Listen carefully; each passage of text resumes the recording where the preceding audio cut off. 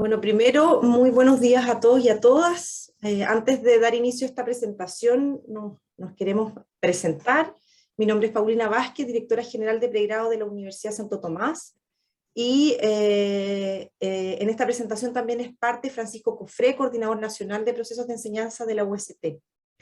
Lo que hoy día les vamos a compartir tiene por nombre Acompañamiento en Aula, una herramienta de apoyo y mejora continua para los y las docentes de la Universidad Santo Tomás.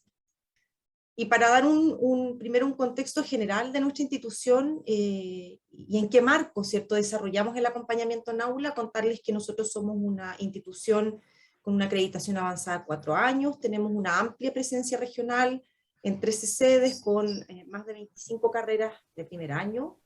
Nos organizamos a través de 8 facultades, quienes, ¿cierto?, integran más de 27.000 estudiantes.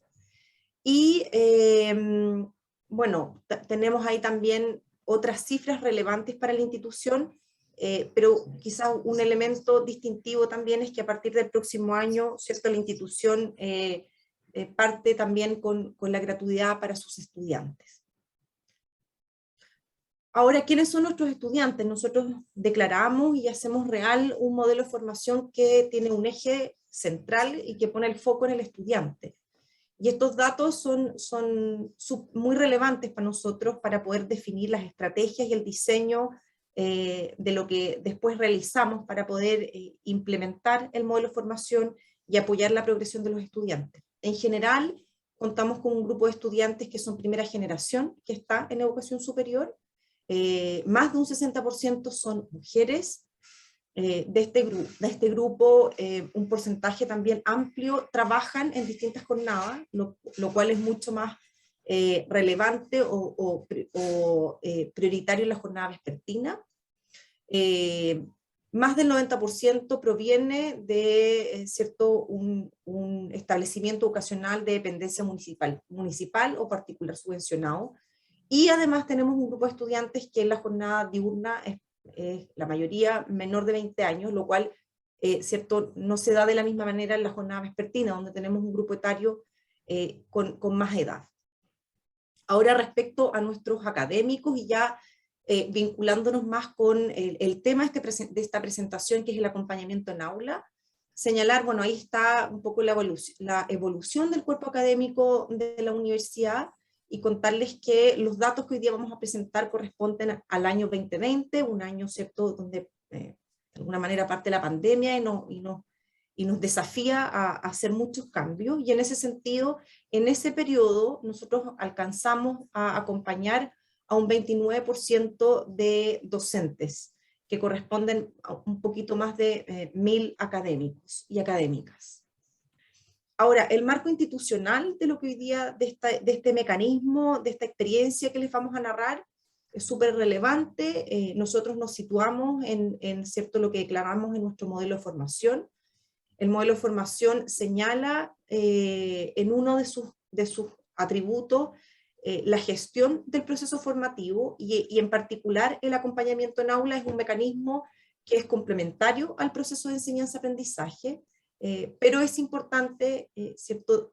Comprender que es uno de los componentes de un mecanismo mayor de bajada del modelo de formación y que tiene que ver con el programa de formación y desarrollo docente. O sea, este programa que se implementa todos los años, que cuenta con una serie de otras actividades como cursos, talleres, un diplomado, contiene también el acompañamiento, un modelo de acompañamiento en aula para el aprendizaje y retroalimentación de la praxis docente. Ese es su foco. Dicho eso, bueno, situarnos un poco en el 2020, es decir, cuál fue institucionalmente nuestra problemática y nuestros desafíos. Lo primero es como, la primera gran pregunta era, bueno, ¿cómo damos continuidad al acompañamiento en aula? Esto es algo que institucionalmente hacíamos hace años en un formato presencial, pero estábamos en un contexto distinto de clases a distancia, y la pregunta fue, bueno, ¿qué ajustes debemos realizar al proceso de acompañamiento y en particular también al instrumento que utilizamos para evaluar lo que ocurría en el aula? Y en esa lógica también, ¿cierto?, reconocer los desafíos que presentaban las clases a distancia en la implementación del modelo de formación y también en ¿cierto?, la retroalimentación de la docencia para el aprendizaje. Y finalmente decir, bueno, en este contexto, el acompañamiento en aula puede ser una herramienta de apoyo y mejora continua para los docentes. Nuestra respuesta preliminar o hipótesis era que sí, pero teníamos que, ¿cierto?, comprender y empezar a implementar este mecanismo en un contexto distinto. Gracias, Paulina. Así las cosas, efectivamente, como Paulina retrataba la parte, digamos, de formulación del proyecto y nuestras preguntas metodológicas, para poder dar sentido desde el punto de vista institucional a estas preguntas y darle una continuidad a este proceso de importante implementación de modelos de formación, nosotros también nos amparamos en la propia política de aseguramiento de la calidad que nos propone la Vicerrectoría, en cuanto a que cualquier mecanismo de implementación, ya sea el modelo formativo u otro de la institución, siempre está mediado por un proceso de mejora continua, que para nosotros lo situamos en estos 4 conceptos, que es planificación, ejecución, evaluación y retroalimentación. En ese contexto, dado que ya contábamos con un proceso de acompañamiento en aula, el desafío está justamente en cómo le damos la continuidad. Para ello, desde el punto de vista metodológico, hicimos un trabajo articulado entre el nivel central, que sería esta dirección, y las direcciones de centro de aprendizaje que están presentes en cada una de las sedes de nuestra institución a lo largo del país. Para eso, primero establecimos una definición conceptual, haciendo una revisión bibliográfica de la literatura interna y externa respecto a qué vamos a entender por el quehacer docente en general, y asumiendo que efectivamente esa definición es muy teórica, necesitamos poder hacerla operativa desde el punto de vista de dimensiones que fuesen más específicas, por un lado, pero que también nos permitieran dar una observación más específica mediante los rasgos que la constituyen. En ese sentido, la primera decisión metodológica es justamente definir de que el instrumento de observación va a ser una rúbrica, dado que permitía, uno, retratar mejor el quehacer docente por un lado, pero también nos podía auspiciar una mejor análisis de información. Ese primer diseño de rúbrica, para poder establecerlo como un instrumento válido y confiable, lo establecemos justamente en un proceso de pilotaje, el cual nos permite, con información estadística a la vista, poder ajustar el instrumento y hacer un instrumento más preciso, con mejor comportamiento metodológico y también estableciendo una mejor observación del punto de vista de los rasgos que íbamos a establecer necesarios para constituir este acompañamiento en aula. Dicho aquello, en términos específicos, ya en el modelo propio de acompañamiento, una vez establecido el instrumento, podemos nosotros decir que existen 3 grandes momentos dentro del acompañamiento en aula en nuestra institución. Una primera reunión inicial donde el docente es contactado y establecemos el primer vínculo con él. Luego el acompañamiento como tal, con la rúbrica que ustedes que hemos conversado, que le hemos estado contando, que tiene 4 dimensiones que están ahí presentes, que va de la pedagógica, una dimensión interpersonal, una dimensión de gestión de recursos de videoclase y una dimensión de gestión de recursos de aula virtual. Luego de esa observación que se hace en forma sincrónica con el docente, mediante la observación de la videoclase, se hace el análisis en conjunto con el docente o con la docente para la construcción de algún plan de mejora sobre la base de los resultados obtenidos. Esta, a la vez, también tiene la entrega de recomendaciones técnico-pedagógicas para poder orientar esta praxis docente, estableciendo algunas especificaciones que podría ser, por ejemplo, algún punto que estuvo más complejo, más descendido, y también reforzar aquellos elementos que están siendo bien logrados. Finalmente, también se podría establecer algún tipo de nuevo acompañamiento que podría ser algo en acuerdo con el docente. En la parte superior izquierda ustedes también pueden ver los criterios de derivación de los docentes que son parte del acompañamiento, que van desde un informe que se hace por la dirección de e-learning, que sea una derivación también del jefe de carrera, docentes nuevos, etc. Por lo tanto, también hay criterios que nos van permitiendo observar a los docentes dependiendo del ámbito en el cual se están desempeñando, o criterios que podrían ser para nosotros muy importantes abordar. Dicho eso, como decíamos, este quehacer docente, que nosotros lo definimos conceptualmente de esta forma, que podríamos decir es una expresión más técnica y teórica de lo que es el modelo de formación, que ya establece lineamientos pedagógicos y curriculares, dice que para nosotros los docentes tiene ciertas características. Esas características ahora son especificadas en esta rúbrica, que también tiene dimensiones, como señalábamos, y también tiene definiciones que van a dar paso a los indicadores que son observados de forma específica por cada una de las personas que están en el acompañamiento en aula. En términos más específicos, nuestra rúbrica está compuesta por 19 indicadores, donde podríamos decir la parte de mayor envergadura en términos de indicadores es justamente la dimensión pedagógica, que en términos clásicos retrata lo que sería una clase en términos más tradicionales que cuenta con un inicio, desarrollo y cierre. Ahí se hace un poco eco de lo que ya teníamos como el antiguo instrumento antes de la pandemia, pero se incorporan elementos importantes como por ejemplo el elemento constructivo, es decir, hasta qué punto hay una correlación entre los resultados de aprendizaje que están desarrollándose en la clase, las metodologías que se están utilizando y la forma pertinente de evaluarlos. También se establecen elementos como, por ejemplo, la evaluación no solamente al cierre, sino que también dentro del proceso como una forma constante. Pero asumiendo que eso ya es parte de la cultura institucional, la dimensión pedagógica, se incorporan tres dimensiones nuevas. Una que es interpersonal, que tiene que ver principalmente con los aspectos de clima de aula, que vamos a darnos cuenta más adelante que es bastante relevante. Y otra que para nosotros, dos más que son muy relevantes, pero que también están expresadas ahí, que es la motivación y expectativas que el docente expresa respecto a sus estudiantes, y también las habilidades de retroalimentación que el docente va a hacer con respecto al desempeño de su docente durante la clase que está siendo observado. Y las dos últimas dimensiones, que son las más escuetas en cuanto a indicadores, son justamente las que están dentro del ámbito de la tecnología de la información, es decir, gestión y recursos de videoclase y gestión y recursos de aula virtual.